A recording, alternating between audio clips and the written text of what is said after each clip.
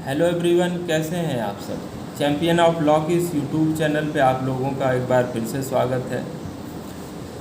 हम लोग इस यूट्यूब चैनल के माध्यम से उत्तर प्रदेश एपीओ 2022 टारगेट कर रहे हैं, जिसमें हम लोग पुलिस एक्ट 1861 पे वीडियोस कवर कर चुके हैं। ऑलरेडी 2 वीडियोस उस पर मैंने बनाया है। अगर आपने अभी तक नहीं देखा है तो आपको देखना चाहिए। और अब हम लोग Uttar Pradesh police regulation cover कर रहे हैं, जिसमें 4 वीडियोस ऑलरेडी हो चुके हैं। ये 5वां वीडियो सीरीज़ है इस लेक्चर सीरीज़ का, और जिसमें मोस्ट प्रोबेबली एक वीडियो लेक्चर सीरीज़ और मैं बनाऊंगा। मीन्स टोटल 6 वीडियोस लेक्चर होंगे इस पुलिस रेगुलेशन पे। हम लोग सिर्फ इन वीडियोस में सिर्फ इम्पॉर्टेंट पैराज और इम्पॉर्टेंट चैप्टर्स कवर कर रहे हैं। जो भी इम्पॉर्टेंट पैराज हैं, जो बार बार क्वेश्चंस आते हैं, जो बार बार पैराज पूछे जाते हैं, जो भी उनके इम्पॉर्टेंट प्रोविजंस हैं, उतना ही कवर कर रहे हैं।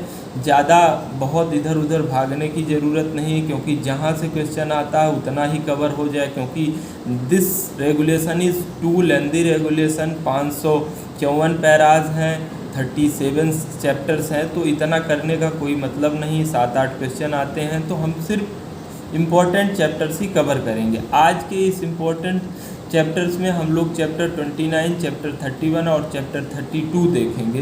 3 चैप्टर्स देखेंगे। और एक रिक्वेस्ट और कि अगर आपको वीडियो पसंद आए तो आप लाइक करिए, शेयर करिए एंड सब्सक्राइब करिए। और आप लोग टेलीग्राम चैनल भी ज्वाइन कर सकते हैं। आपको लिंक इस वीडियो बॉक्स के डिस्क्रिप्शन में मिल जाएगा, जहां आपको बेसिकली उत्तर प्रदेश एपीओ से, उत्तर प्रदेश जुडिशरी से रिलेटेड इन्फॉर्मेशन मिल सकती है। वहाँ सारी चीज़ों के पीडीएफ्स मिल सकते हैं, नोट्स मिल सकते हैं, तो आप उसको ज़रूर ज्वाइन करिए। आपको इस वीडियो बॉक्स के डिस्क्रिप्शन में टेलीग्राम चैनल का लिंक मिल जाएगा। तो चलिए हम लोग आज का इस वीडियो सीरीज़ को शुरू करते हैं। हम लोग पहले देखते हैं चैप्टर 29। चैप्टर 29 बेसिकली पार्ट 3 का पोर्शन है। पार्ट 3 में, जहां पार्ट 3 के बारे में बताता है इंटरनल एडमिनिस्ट्रेशन के बारे में। इंटरनल एडमिनिस्ट्रेशन कैसा होगा इस पुलिस रेगुलेशन का। तो चैप्टर 29 को अगर हम लोग देखें तो ये अपॉइंटमेंट्स के बारे में प्रोविज़न करता है, जो कि पैरा 369 से पैरा 427 तक है। तो अपॉइंटमेंट्स में सबसे पहले हम पैरा देख लेते हैं 397 में गैजेटेड ऑफिसर्स के बारे में है। यहाँ से सीधा क्वेश्चन आता है कि कौन जो भी ऑफिसर हैं गैजेटेड ऑफिसर हैं, नॉन गैजेटेड ऑफिसर हैं। सीधा यही क्वेश्चन पूछता है। तो आपको ये याद रखना है कि इसमें कौन गैजेटेड ऑफिसर होते हैं।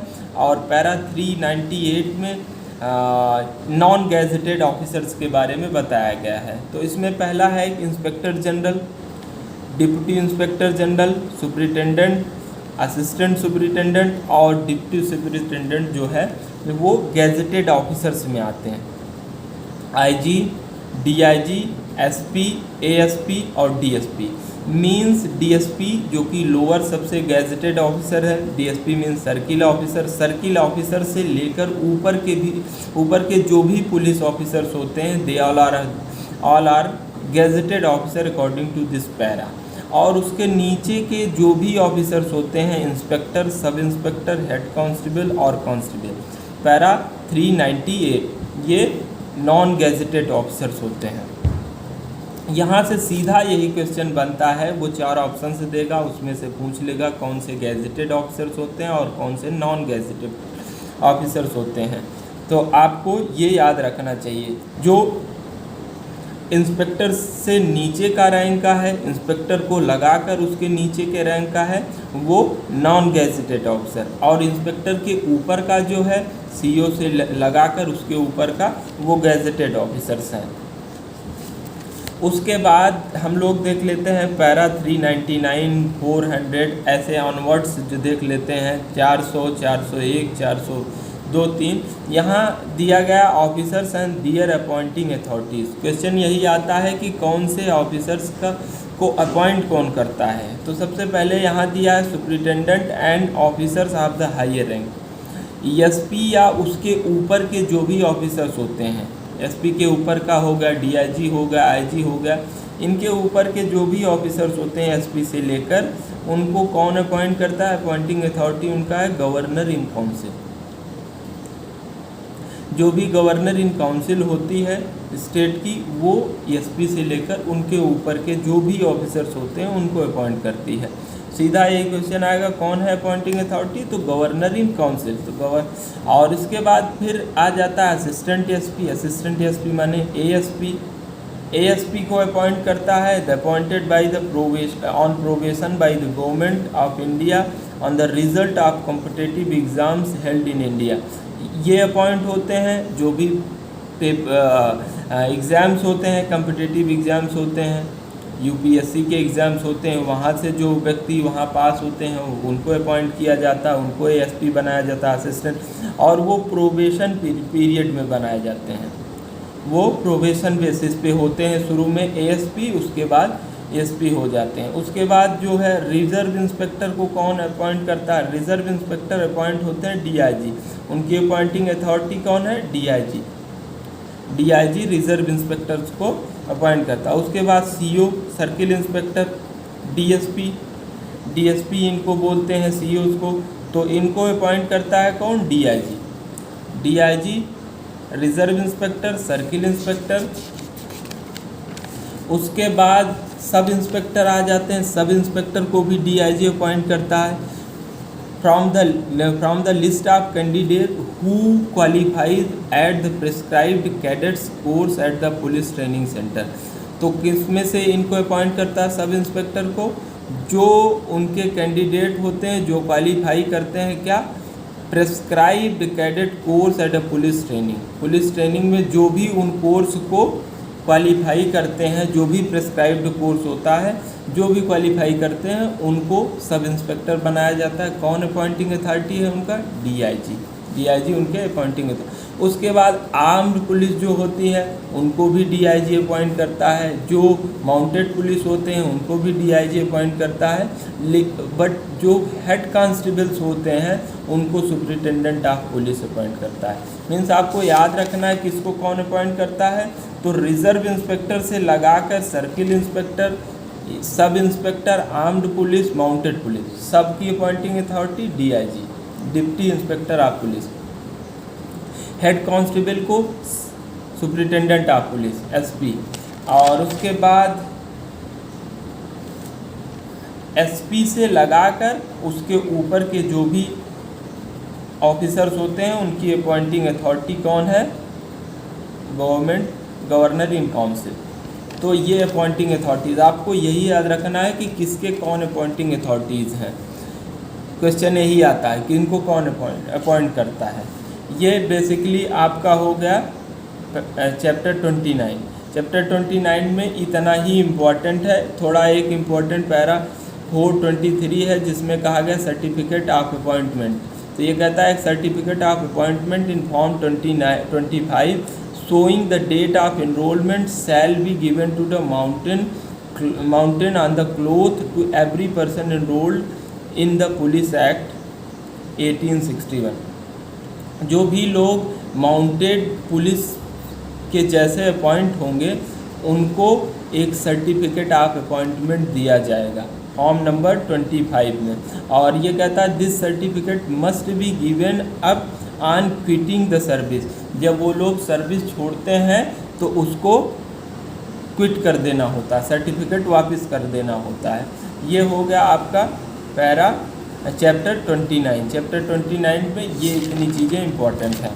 अब हम लोग देख लेते हैं चैप्टर 31। चैप्टर 31 जो कि रिवार्ड्स के बारे में बताता है।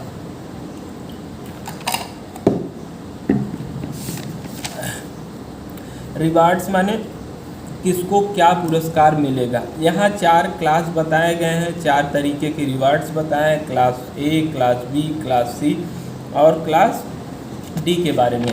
इन चैप्टर्स में जो भी चैप्टर्स लास्ट में डिस्कस हो रहे हैं, इन चैप्टर्स से प्रोविज़न्स पूछे जाते हैं। यहाँ से आपको पैराज नहीं पूछे जाते हैं।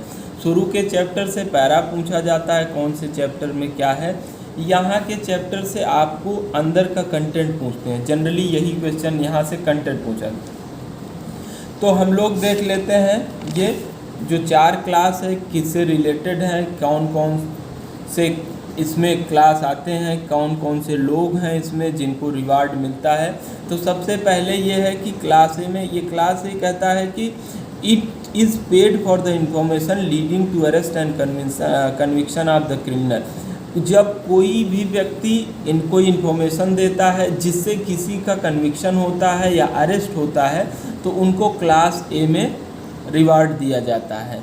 तो उनको दिया जाता है, it is paid by superintendent of police ₹250, 250 रुपये ऐसे क्रिमिनल्स को दिया जाता है फॉर ईच क्रिमिनल्स। नहीं, अब अगर आपने ऐसा कोई इन्फॉर्मेशन दिया जिनसे किसी एक क्रिमिनल का जो अरेस्ट है या कन्विक्शन हुआ है, तो जिसने भी ऐसा कोई इन्फॉर्मेशन दिया है उसको 250 रुपये का रिवार्ड दिया जाएगा, 250 रुपये का रिवार्ड दिया जाएगा उसको। उसके बाद क्लास बी में कहता है, it is paid for the definite acts of good service and bravery meritorious work during the training and good marksmanship during the annual weapon firing during musketry competition. तो ये तब दिया जाता है जब कोई अच्छा काम करता है, कोई ब्रेवरी या मेरिटोरियस वर्क करता है। जब कब करता है? ड्यूरिंग ट्रेनिंग चल रही है उनकी, तो कोई अच्छा काम किया, कोई मेरिटोरियस काम किया, या फिर कोई मार्कमैनशिप माने कोई निशानेबाजी की जो भी कंपटीशन चल रहा है उसमें कुछ अच्छा किया, तो ऐसा जो रिवार्ड है क्लास बी में दिया जाता है। क्लास बी में क्या दिया जाता है? ट्रेनिंग या इन सब पे जब कोई अच्छा काम करता है तो उसके लिए रिवार्ड दिया जाता है। और ऐसा रिवार्ड देता कौन है? सुप्रिटेंडेंट देता है। 100 रुपये का रिवार्ड देता है for each occurrence on his on authority. 100 रुपये का रिवार्ड उसको दिया जाता है। 250 रुपये का रिवार्ड क्रिमिनल्स को पकड़वाने के लिए, 100 रुपये का रिवार्ड ट्रेनिंग में अच्छा काम करने के लिए। और क्लास सी का जो रिवार्ड है वो चौकीदार को दिया जाता है। ये कहता है, it is paid to the chowkidar who is under 2 heads. कौन कौन हेड? मेरिटोरियस सर्विस और स्पेशल सर्विस। जिसने कोई एक अच्छा सर्विस दिया है, जिसने कोई स्पेशल सर्विस दिया है, जिसने कौन? चौकीदार ने। अगर चौकीदार ने कोई स्पेशल सर्विस दिया, कोई मेरिटोरियस अगर वर्क किया है, तो उसको क्लास सी में रिवार्ड दिया जाता है। और क्लास फिर डी है, ये दिया जाता है प्राइवेट पर्सन्स को। ये कहता है, it is paid by the departments other than Uttar Pradesh police department. Uttar Pradesh police department नहीं देती इसको कोई और डिपार्टमेंट देता है या कोर्ट देती है, and by the court, private companies और पर्सन। ये जो क्लास डी है इसमें किसको दिया जाता है? प्राइवेट कंपनीज को रिवार्ड दिया जाता है या प्राइवेट पर्सन्स को। देता कौन है? उत्तर प्रदेश पुलिस डिपार्टमेंट नहीं देता, उसके अलावा जो भी डिपार्टमेंट्स हैं वो दे सकते हैं या कोर्ट दे सकती है। तो ये 4 क्लासेस हैं, class A, class B, class C और क्लास डी, जिसमें बताया गया किनको रिवार्ड दिया जाएगा, कौन देगा और कितना दिया जाएगा। ये इम्पॉर्टेंट प्रोविज़न है, आपको याद रखना चाहिए। यही क्वेश्चन आता है कि कौन से क्लास में किसको रिवार्ड दिया जाता है, कितना दिया जाता है, तो आप इसको याद रखिए। और उसके बाद हम लोग देखते हैं procedure for receiving reward from A private person and company, जो कि पैरा 471 में दिया गया है, कोई बहुत इम्पोर्टेंट नहीं है। ये इतना बताता, police officer must not receive reward direct from private person and companies. Police officer जब कोई उनको रिवार्ड दिया जाएगा तो डायरेक्टली किसी प्राइवेट पर्सन और प्राइवेट कंपनी से रिवार्ड एक्सेप्ट नहीं करेंगे। ये हो गया चैप्टर 31। और अब हम लोग देख लेते हैं चैप्टर 32 जो कहता है departmental punishment and criminal prosecution of police officer. अब यहाँ अगर पुलिस कोई नेग्लिजेंट एक्ट करता है या फिर अपने काम को अच्छे से नहीं करता है तो उसको डिपार्टमेंटल पनिशमेंट दिया जाता है, उसके ऊपर प्रोसिक्यूशन चलाया जाता है पुलिस के ऊपर। तो ये पैरा 477 से 507A तक है। हम लोग यहाँ के इम्पोर्टेंट प्रोविजंस देख लेते हैं जो भी इम्पोर्टेंस है। ये पहले बताता है पनिशमेंट रूल 477 477 में कहता है कि this rule is the rule in this chapter have been made under section 7 of police act. ये कहता है सेक्शन 7 ऑफ पुलिस एक्ट जो है, सेक्शन 7 ऑफ पुलिस एक्ट में क्या है, वहाँ डिपार्टमेंटल प्रोसीडिंग्स के बारे में बताई गई, वहाँ पनिशमेंट के बारे में बताई गई। मीन्स पुलिस को अगर कोई भी पनिशमेंट दी जा रही है तो सेक्शन 7 आप पुलिस एक्ट देख लीजिए, वहाँ आपको मिल जाएगा, आपको बताया गया वहाँ पनिशमेंट कैसे दी जाएगी, कितनी दी जाएगी। तो वो सेक्शन 7 के बता रहा है the rule in this chapter have been made under. वह कह रहा है कि 7 में जो सेक्शन 7 है पुलिस एक्ट का, वो जो रूल वहाँ बनाए गए हैं वही रूल यहाँ अप्लीकेबल होंगे to the officer appointed under section 2। जो भी सेक्शन 2 में, पुलिस एक्ट के सेक्शन 2 में ऑफिसर्स अपॉइंट हुए हैं उनको पनिशमेंट सेक्शन 7 के हिसाब से यहाँ दी जाएगी, प्रोसीजर यहाँ दिया गया है। Means section 2 read with section 7 read with section para 477, तब ये क्लियर हो जाएगा कि कितना पनिशमेंट दिया जाएगा, किसको दिया जाएगा। और उसके बाद फिर हम लोग देख लेते हैं पैरा 478। ये कहता है departmental punishment for all the police officer appointed under section 2 of the police act. जो भी सेक्शन 2 में पुलिस अथॉरिटीज़ अपॉइंट की गई हैं उनको डिपार्टमेंटल पनिशमेंट दिया जाएगा पैरा 478 में। 478 में क्या क्या दिया जाएगा ये बताया गया है। और तो ये कहता है पुलिस ऑफिसर्स को जो भी सेक्शन 2 में अपॉइंट हुए हैं उनको क्या किया जाएगा, डिसमिस किया जा सकता है, रिमूव किया जा सकता है, और उसके बाद रिड्यूस किया सकता है उनको, reduction as defined in paragraph 482 में। उसके बाद विदहोल्डिंग ऑफ द प्रमोशन, उनके प्रमोशन को रोका जा सकता है, विदहोल्डिंग ऑफ द इंक्रीमेंट्स, उनके इंक्रीमेंट्स को रोका जा सकता है, misconduct entry in the character roll, misconduct entry उनकी कैरेक्टर रोल में मिसकंडक्ट उनके लगाया जा सकता है।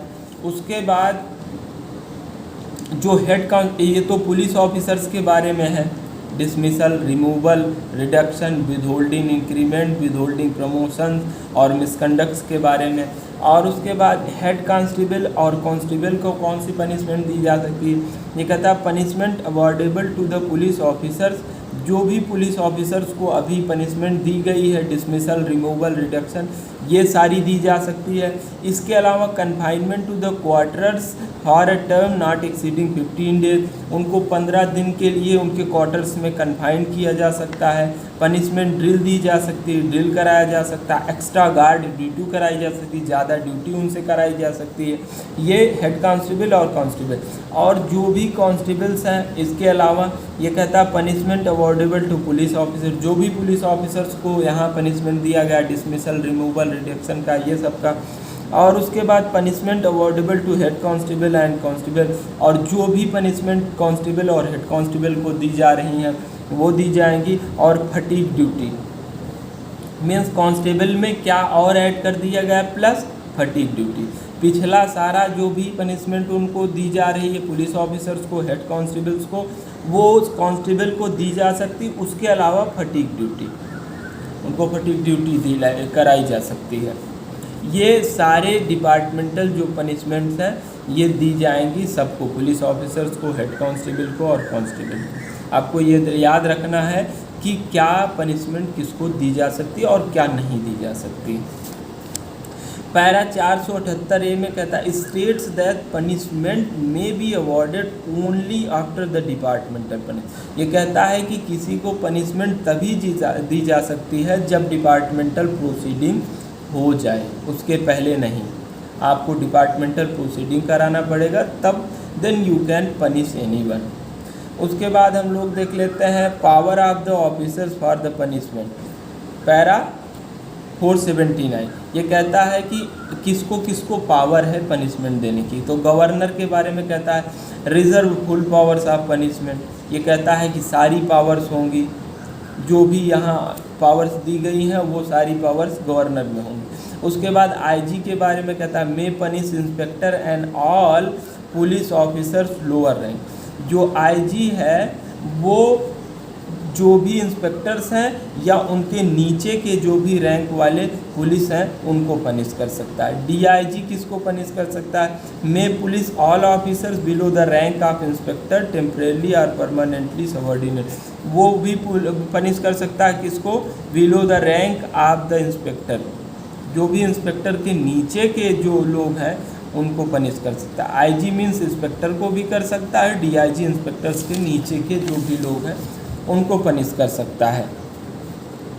एसपी किसको कर सकता है? एसपी में punish all the inspector and sub inspector, वो सारे इंस्पेक्टर और सब इंस्पेक्टर को पनिश कर सकता है। और क्या नहीं कर सकता? एक्सेप्ट विथ डिसमिसल और रिमूवल, वो किसी को डिसमिस और रिमूव लेकिन नहीं कर सकता। एसपी इंस्पेक्टर से लगाकर इंस्पेक्टर के नीचे जो भी पुलिस ऑफिसर्स हैं उनको पनिश कर सकता है, लेकिन वो किसी को डिसमिस और रिमूव नहीं कर सकता है। ये एसपी के बारे में है। और उसके बाद फिर हम लोग देख लेते हैं डिसमिसल और रिमूवल, पैरा 481। डिसमिसल और रिमूवल में क्या अंतर होता है यहाँ बताया गया। ये कहता है कि हाँ, an order of dismissal will be passed only when an officer's conduct rendered his retention in the force undesirable। ये कहता है कि किसी भी पुलिस ऑफिसर का डिसमिसल तभी पास किया जाएगा जब उसका कंडक्ट इस तरीके का हो कि उसका पुलिस डिपार्टमेंट में रहना अनडिज़ायरेबल है, मतलब वो पुलिस डिपार्टमेंट में रहना उसका ठीक नहीं है, तब ही डिसमिसल किया जा सकता है। ऐसे जनरली नहीं कि किसी का उठा के डिसमिसल कर दिए। इसमें कह रहा आगे कि dismissal must necessarily follow a sentence of rigorous imprisonment. इसमें अगर किसी को डिसमिस किया जा रहा है तो रिगरस इम्प्रिजनमेंट का सेंटेंस भी दिया जा सकता है, मस्ट फॉलो, दिया ही जाना चाहिए। और उसके बाद कहता है डिसमिसल और रिमूवल में क्या अंतर है? तो ये कहता है अगर किसी को डिसमिस किया जाता है तो ये कहता है may not be reemployed in any government service. अगर किसी को डिसमिस किया जाता है तो वो उसको किसी भी गवर्नमेंट सर्विस में फिर से रीएम्प्लॉय नहीं किया जाएगा। अगर किसी को रिमूव किया जा सकता है तो may be reemployed in any other service, government service. Dismissal और रिमूवल में यही अंतर है कि किसी को डिसमिस किया जाता है तो उसको फिर से रीएम्प्लॉय नहीं किया जा सकता है, रिमूव किया जाता है तो किसी और डिपार्टमेंट में उसको रीएम्प्लॉय किया जा सकता है। ये हो गया पैरा 481। उसके बाद order of withholding increments as punishment, para 482। Punishment के रूप में आप किसी के इंक्रीमेंट को भी, जो इंक्रीमेंट बार बार लगाई जाती है, उनके सैलरीज़ को बढ़ा दिया जाता है तो उनको विदहोल्ड कर दिया जाएगा, उसको बढ़ाया नहीं जाएगा। लेकिन ऐसा जो विदहोल्ड किया जाएगा वो साल भर से ज़्यादा का नहीं होगा। Such period shall not exceed 1 year, साल भर से ज़्यादा का नहीं होगा ऐसा जो भी विदहोल्ड उनको किया जाएगा। उसके बाद हम लोग देख लेते हैं कि हाँ, नेचर ऑफ इंक्वायरी, पैरा 484। इसमें कहता है if the offence is cognizable and non cognizable according to schedule 2 of the criminal procedure code, जब ऑफेंस कॉग्निजेबल है और नॉन कॉग्निजेबल है, कॉग्निजेबल है या नॉन कॉग्निजेबल है, तो ये कहता है कि information of it is received by district magistrate, he may exercise his power under the CRPC। तो अगर डिस्ट्रिक्ट मजिस्ट्रेट को ये इन्फॉर्मेशन दी जाती है ऑफेंस की तो वो अपने पावर्स जो भी CRPC में दिए गए हैं उनको वो एक्सरसाइज कर सकता है, मिनिस्ट्रियल इंक्वायरी करा सकता है, इन्वेस्टिगेशन करा सकता है, जैसा ही उसको ठीक लगे। उसके बाद हम लोग देख लेते हैं proceeding when police officer negligently और wilfully lets a prisoner escape. अगर कोई भी व्यक्ति, पुलिस ऑफिसर किसी प्रिजनर को नेग्लिजेंटली और विलफुली उसको प्रिजन से जाने दे रहा है तो ये कहता है पुलिस ऑफिसर नेग्लिजेंटली और wilfully lets a prisoner escape, departmental proceeding under section 7 of the police act will invariably be taken. अगर उसको वहाँ से नेग्लिजेंटली जाने दे रहा है, तो वही सेक्शन 7 में जो पुलिस एक्ट के दिया गया वैसे ही डिपार्टमेंटल प्रोसीडिंग उसके ऊपर भी चलाया जाएगा, जो इस तरीके के ऑफेंस के लिए लायबल होगा, जो भी पुलिस ऑफिसर इस तरीके के ऑफेंस के लिए। हाँ, उसके बाद पैरा 488 देख लेते हैं। ये कहता है कि judicial trial of the criminal charge against the police officer. ये कहता है एक criminal charge against police officer superior in rank of head constable shall in separation district be tried by additional district magistrate. जो भी superior rank होंगे किससे? Head constable से। उनका कौन करेगा ट्रायल? ADM करेगा, एडिशनल डिस्ट्रिक्ट मजिस्ट्रेट। जुडिशियल, जो भी जुडिशियल ADM होगा वो इनका ट्रायल करेगा। उसके बाद फिर कह रहा है elsewhere such case when B tried bye judicial officer having at least 4 year experience of the judicial work. ये कह रहा है कि कम से कम जिनको 4 साल का एक्सपीरियंस होगा जुडिशियल वर्क का, वो ऐसे ट्रायल को करेंगे। उसके बाद departmental trial of the police officer under section 7 of the police act para 489। ये कहता है कि police officer may be departmentally tried under section 7 of the police act. ये कह रहा है कि उनका डिपार्टमेंटल जो है ट्रायल सेक्शन 7 में चलेगा, whether he has or has not been tried judicially. चाहे उनका जुडिशियल ट्रायल हुआ है चाहे नहीं हुआ, उनका डिपार्टमेंटल ट्रायल हो सकेगा। After a ministerial inquiry under criminal procedure. अगर एक क्रिमिनल प्रोसीजर कोड में मिनिस्टीरियल इंक्वायरी की जाएगी, अगर वो इंक्वायरी सही पाई जाती है तो उनका डिपार्टमेंटल प्रोसीडिंग हो सकेगा, भले ही उनका जुडिशियल प्रोसीडिंग हो गया है। जुडिशियल प्रोसीडिंग हो गई इससे मतलब नहीं, डिपार्टमेंटल प्रोसीडिंग हो सकती है। क्वेश्चन यही आता है कि हो सकती है कि नहीं departmental proceeding after judicial proceeding have been taken, तो हो सकती है। उसके बाद हम लोग देख लेते हैं suspension of police officer para 496 496। ये कहता है all police officer are liable to the suspension during the departmental or judicial inquiry. सारे पुलिस ऑफिसर्स को सस्पेंड कर दिया जाएगा जब भी उनके ऊपर ऐसी कोई इंक्वायरी प्रोसीडिंग चलाई जा रही है।